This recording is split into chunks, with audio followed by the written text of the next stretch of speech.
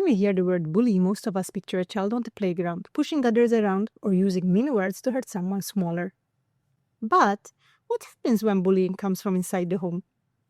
What if, without realizing it, a parent becomes the one making a child feel small, unheard, or ashamed? Hi everyone, and welcome back to The Growing Bonds, the podcast where we explore the little moments that make a big difference in family life. Today's episode is a hard one, but an important one. We're talking about parental bullying, a term that might feel uncomfortable, even triggering, but also necessary to explore. Because love alone isn't enough if it isn't expressed in a way that uplifts rather than controls. So let's go deeper. What is exactly parental bullying? It's not just the obvious things like yelling or spanking. Parental bullying can be subtle and socially acceptable, even praised in many cultures. It can look like this: constant criticism or name-calling, public shaming, especially when it's disguised as discipline, using fear, sarcasm, or threats to control a child's behavior, ignoring or minimizing your child's feelings, and comparing them to their sibling or the better-behaved kid next door. Let me be clear. Most parents don't do this because they don't love their child. They do it because it's what they know. But, as we'll explore today, many of these behaviors are normalized in parenting cultures around the world.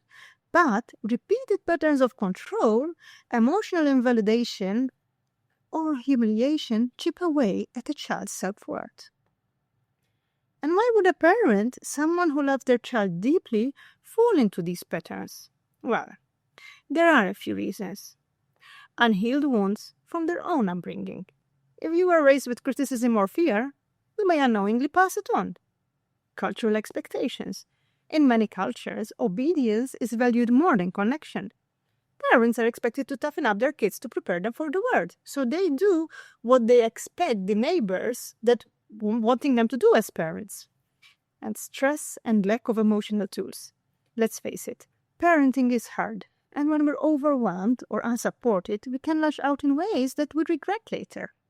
But here's a quote that I come to back often. Hurt people, but conscious people break the cycle. And remember, you are not your past. You are not your worst moment. You are someone who can grow just by being here and listening. So, let's get some real-life examples. A father who constantly mocks his teenage son for his love for his art. He's going to tell him, "That's not a real career. You'll never succeed with that attitude." What happens? The child starts hiding his sketchbooks. He might even at some point stop drawing. A mother who uses silence as a punishment. So when her daughter makes a mistake, she just says nothing. But what follows is days of coldness, no eye contact, no hugs. Imagine that isolation. A parent who jokes at their child's expense in front of guests. "Oh, this one, always the lazy one in the family." And you'll notice everyone around the table or in the room is laughing, except the child. So my question to you is this: have you ever said something to your child that you later regretted? I know I have. Many times, unfortunately. But regret can become a teacher. So here, pause and ask yourself, what did I learn from that moment? And how can I repair it? This part might sting a little, but stay with me. Here's a quick checklist that can help you know if you're slipping into bullying behavior. You yell more than you talk. Use phrases like "you always" or "you never." You dismiss your child's emotions as dramatic or attention-seeking. And you make fun of them to others, even if it's just teasing. And remember, this isn't about blame. It's about awareness. Because awareness is the first step toward change. So what do you do if you recognize yourself in these patterns? Step 1, apologize. Yes, I even apologize. My son is now 3 years old, but even though he was 2, I would apologize. Like, they will remember. Because, when you say, "I'm sorry I yelled at you earlier," you didn't deserve that. what is your child learning? He's thinking like, oh, my mom made a mistake. She told me, and I know she loves me. Because maybe in the moment that you yell, they think, oh my gosh, I don't deserve my parents' love. We are their heroes. And as heroes, we have to apologize when we make a mistake. Another important step is to learn emotion coaching, someone who has been through that. So it's okay to correct your child, but do it in a way that helps them understand, not fear. When you want to correct them, I don't know if you remember the episode where I said, when my child lied. For us, it was about correcting the behavior. We did not want her to be afraid because we want her in the future, whenever she messes up, like recently she lost an expensive watch. It's okay. She messed up. She lost it. Like, it's not the end of the world. It's annoying. Yes, we tried to find it. We couldn't. But like that, we can together try to find a solution. Sometimes the solution is not found. It's okay. But you always want your children to come to talk to you. So when you correct with a coaching mindset, your children know you are their anchor. Step 3 is also very important. You have to get curious instead of controlling. So, for example, your children, my twin, sometimes she will say, luckily she hasn't said this recently, but when we had just moved from the US to India, she would tell me, I hate you. And those words really hurt. But you know what I did? I used to ask her, what prompted you to say that? What were you feeling when you said that? And then I could learn that she was having a hard time with the move, and we worked together to find solutions. It's also important to ask them how they feel when you correct them. Because, sometimes we correct them and our children feel empowered. They see a space for learning. But we don't want that when we correct them, that they feel shame, because shame is a feeling that rots away at your self-concept. And we don't want children to walk around feeling shameful.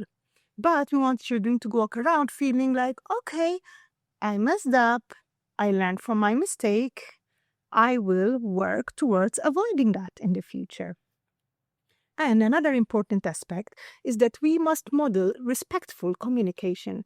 Because let's face it, if we want our children to be kind, we must first show them what kindness looks like, especially when we're under stress. So a child will see mom is under stress, but still she managed to communicate kindly with me. So let me learn from that. And they don't even consciously learn, they subconsciously learn. If you yell at them, they will yell back when they are under stress, because that is what they see around. Children who are raised in France speak French, and children who are raised in the US speak English with an American accent, whereas children who are raised in Britain, they speak English with a British accent. So everything that happens at home, they are learning. There's one thing to remember, I feel here, is an affirmation that you don't need to be the perfect parent. You just need to be willing to grow. This is something that I learned from my doula when I was first pregnant with my older daughter. And it was such an eye-opener, and it made my parenting so much easier. I don't need to be perfect, but I should be willing to grow and to learn from my mistakes, so then today I can be a better parent than I was yesterday. As we close, remember that being a parent means you have such a great power. And that power, you can use it to build up your child. Or if you don't use it correctly, you are quietly tearing them down. Because every word, every glance, every pause, these are the things that our children are remembering. So as parents, we're called to choose love that uplifts, to stay mindful that our words don't bruise, and to remember that presence, more than punishment, is what truly shapes a child's sense of safety and self-worth. So before we close, I invite you to reflect on this. What's one thing you wish your parents had done differently, and how can you offer that to your own child today? Remember that when you're raising your child in a conscious, healthy way, you're not just healing your child, you're healing generations. And that is something to be proud of. Thank you for being here with me today. If this episode touched your heart, share it with a fellow parent, subscribe, or leave a review. Until next time, stay kind, stay curious, and keep growing those bonds.